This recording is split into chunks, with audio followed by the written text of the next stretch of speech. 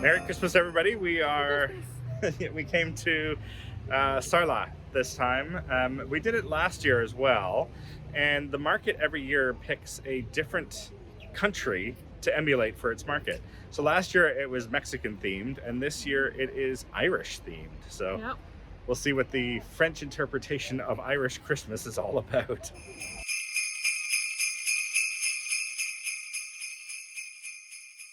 On our adventure to Sarlat, we've stopped for lunch. Absolutely beautiful presentation. What have we all got? You've got I've got the goat cheese, warm goat cheese, cabicu. Yeah. Yep. I have mussels that I have yet to open. Let's see. That is quite the pot of mussels. Look at that. Delicious. Oh, there's even barnacles growing on some of them. Wow. Look at this. Delicious. It is delicious. And you've got the pork. Pork with the mustard sauce. And I've got my good old Confit duck. de canard. Confit de canard. Bon appetit. Bon appetit.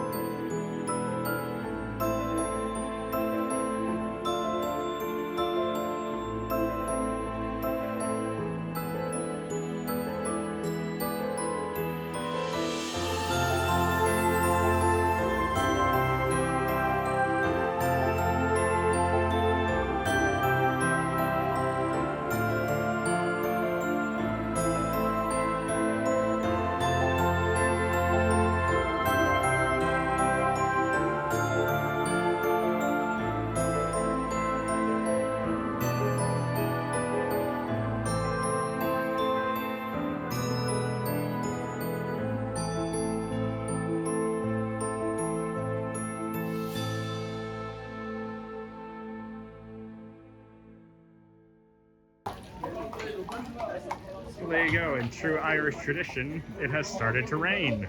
So the Christmas market is getting even more authentic.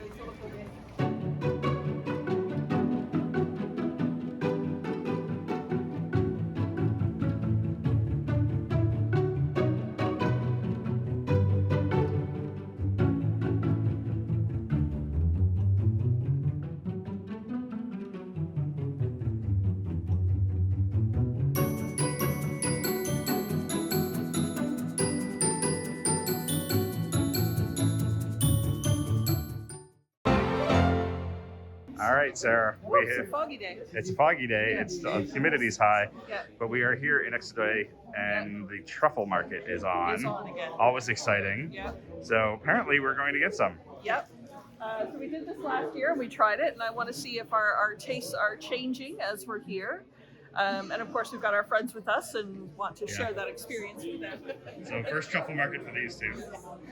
So we're coming, the catch is we're coming a bit late, so all the smaller truffle pieces have gone, and at 85 euros per 100 grams, we're making a bit of an investment, so we hope you guys enjoy it. All right, well, let's give it a shot. Yeah. All right, so there we go. There's the truffle, there's the weight. All right, we're gonna do it. Does it have a special smell? It does, yes. It's a very earthy smell. I thought I could smell something over there, but I'm not sure. You of all people. You have a very sensitive nose. I don't know about that. Yeah. We'll see. Sounds good. That'll be There interesting. you go. Well, we got one winner there. Yeah. It does smell lovely. All right. It's a bit musky. Yeah. Earthy. We'll give it a shot.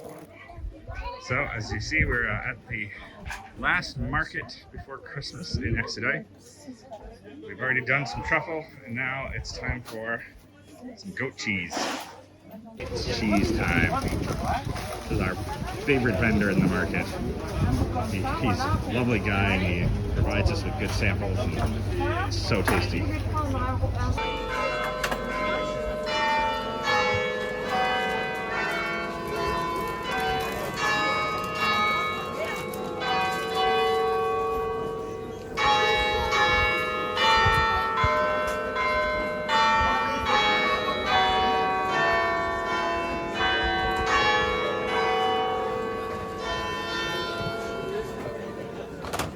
So we're back from the market. What are we doing with the truffles?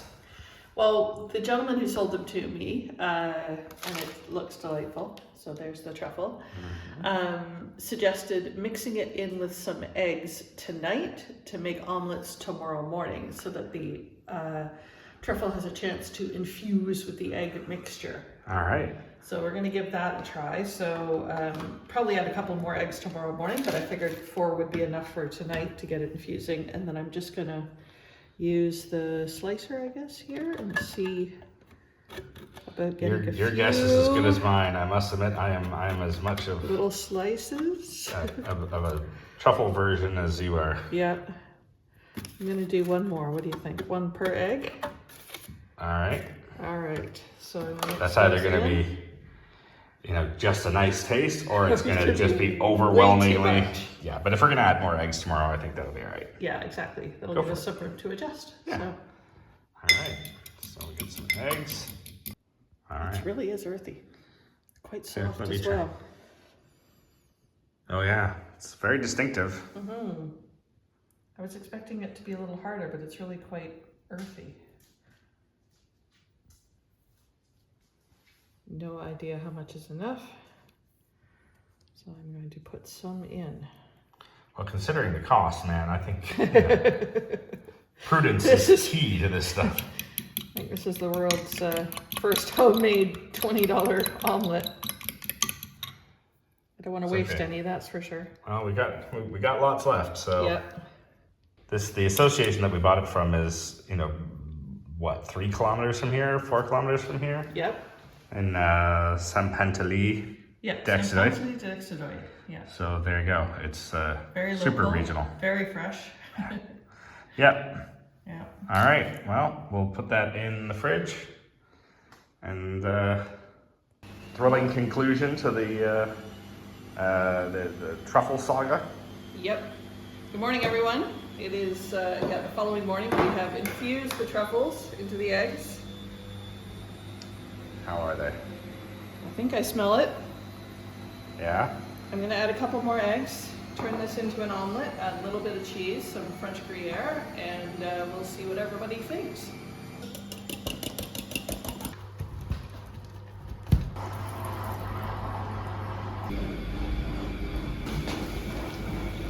So, how's it coming? It's going good. I can, as the heat's coming up, I can actually start to really smell the truffles. Awesome. Looking tasty. Mm-hmm. I asked if Sarah was going to do a dramatic flip of the pan, get the whole thing in the air. We can do it in slow-mo. She said no. So just picture that in your minds. Yeah. Be impressed I got it halfway over. Let's put it this way. Yeah. This way we get to eat it. Exactly. Oh, they're looking good and tasty. Look at that. See the little pieces of truffle cooked right into the omelet. Hey, what a plate is that, huh? Truffle omelet, croissant, and bacon. That's a good morning. Could be perfection right there. Yeah. You know what? I'm gonna get a piece here with like an actual piece of truffle in it. Nice. Let's see. You're going full hog right away. Full hog right away. Full truff. Full Troof. Let's see here.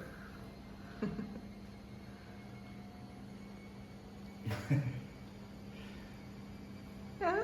No real difference? No. No? Interesting. All right. Okay, we'll double it up next time. All right. Give Yeah. mine a shot. My turn? Steven? All right.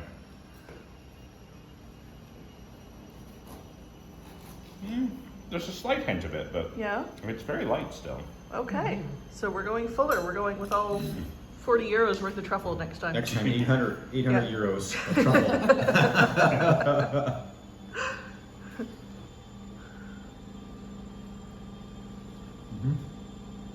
You like that? Can you Yeah. taste it? Really? Yeah. Oh, very subtle. Interesting. My turn. So I've got quite a bit of truffle in mine. I don't know how I managed that. Look at me go. See how that goes. Chef's choice.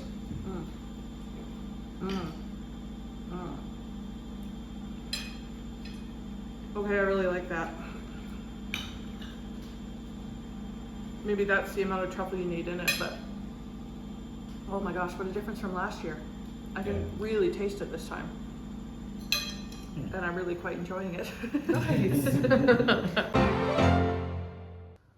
Well, I certainly hope no one thought we were done after doing the mantelpiece in the dining room, because there's still a lot more to go. I think we're gonna start with the staircase today, and I'm doing what I did last year and starting with a bunch of twine. I'm gonna plash it up or braid it up, and we'll stick some greenery through there. See what it looks like. Our little production line is in process. We're starting to string things along. We'll see how much weight this string can bear. It's coming along. It's looking good. We've got the last little bit. Elska's waving because she's got wire in her mouth. Those of you who were watching last year will remember on the mezzanine, I had garland and I'd made up these bows for it. So I'm going to try to recondition those and put those where the swags are joining there as we tidy up the greenery a little bit. And then some lights, don't you think? Uh-huh, yeah. Bows have been applied. Mistletoe is attached. Lights are in there. We're going to stick with the green and white theme. Just let it be very au naturel. It's coming right along. Yes. You just had a genius idea. I can see it on your face. Yes, that other big piece with all the lichen on it. Yeah. That we had in the dining hall. Yes, I just grabbed it. The big one? That one? Oh, yeah, kind of, but I actually the bigger one. Oh, the too, bigger with the one. evergreen. Okay. But that is cool. Yeah. I love that. Look at that. So we're trying to solve the problem of what to do on top of the bows, because we've got the really nice swag that Elska's made that hangs down over the baluster, and then we've put, I don't use the right words, people, don't give me a hard time. We put a bow there, but we want to do something on top. So we're trying to do something maybe with pine cones, but maybe there'll be some glue gun. You've got some And these pine cones are gold. amazing. Those pine cones are beautiful. They look like roses. I do have some And oak you've leaves. sprayed gold. some oak leaves. And you've done the ones, the archangel ones too, right? Yes. Yeah, actually those would be good because I wanted to use them in here, but when they go down, Yeah. they don't look so good. But maybe if we Okay, put but them up maybe on here- top. Yeah, maybe no mistletoe. Maybe that's what's making this look so spiky.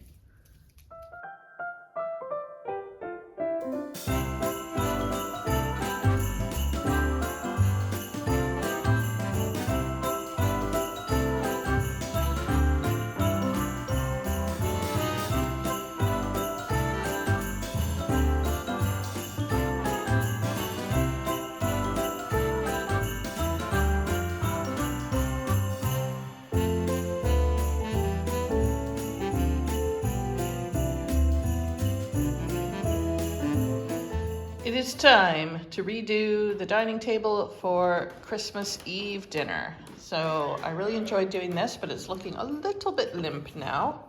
Plus it's an excuse to redo it because, you know, I love setting the table. This is definitely staying and the lights will be on. And Stephen picked me up some roses at the grocery store. Someone in the last video commented that maybe a gold ribbon would go better with our gold mirror. I always get so fixated on the green and red because I do enjoy that color combination, and it was pinging off the berries, which is nice. But I think this person might have a point. So let's see what this looks like with a shiny gold ribbon. Well, that was the longest bit of gold ribbon I could find because most of it is out on the tree actually. So it's not maybe quite as long as I'd like. I'd like it to swoop over the side, but what do you guys think? Are you team red or team gold? I am here to consult this evening's chef on a very important matter. You are making beef Wellington. Yes. With a absolutely massive amount of beef that we got. We think the butcher was having us on by telling us that it was a minimum of 2 kilograms and that he couldn't possibly cut it, as in a butcher couldn't possibly cut meat. So we're not sure whether that was a bit of larking about, but anyway.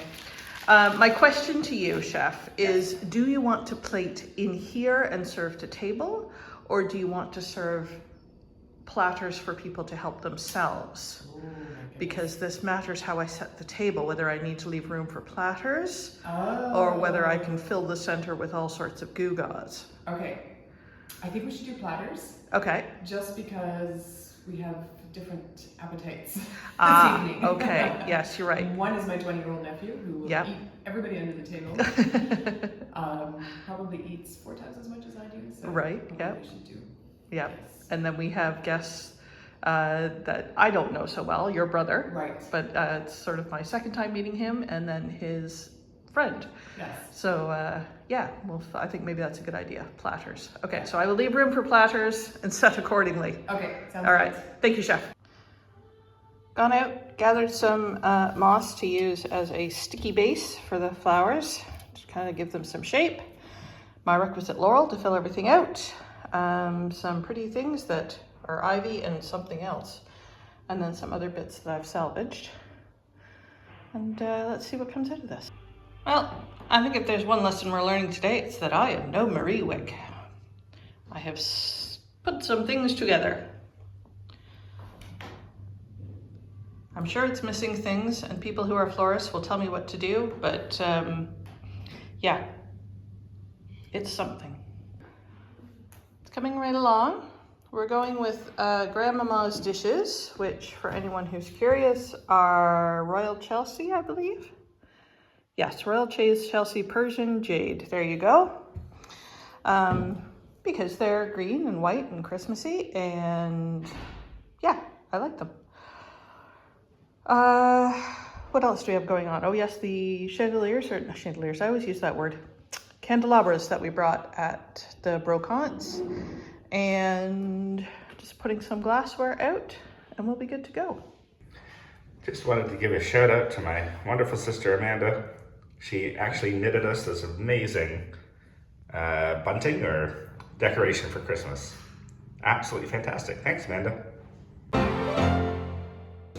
Can we talk about how amazing this table is? I mean, come on, Elska, this is amazing. Oh. And I mean, a little bit of credit to your sous chef, but a little bit. He actually did all the decorations on the beef Wellington. Really? He did that. Yes. All right. That is brilliant. Thank you both very, very much. You're welcome. Bon appetit. This is a Merry Christmas thanks to Merry both Christmas, of you. guys. So. Merry Christmas.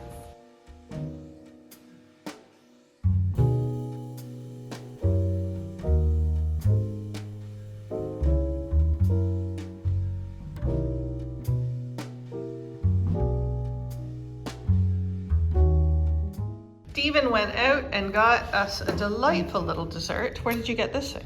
So we got it at the local boulangerie, which is down the street, and I believe she described it as essentially a cheesecake with a strawberry coating. Oh. So I'm kind of curious myself. How much fun is that? Mm-hmm.